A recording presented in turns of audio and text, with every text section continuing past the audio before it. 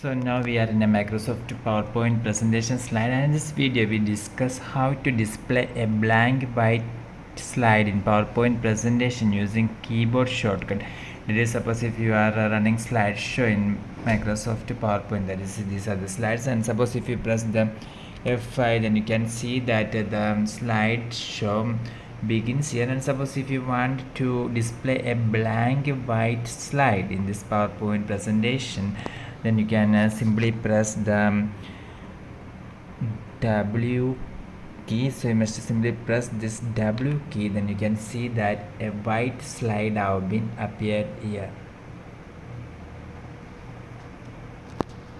So suppose if you want to display a blank white slide in PowerPoint presentations, you must simply click this W key, then you can see that a blank white slide have been added here.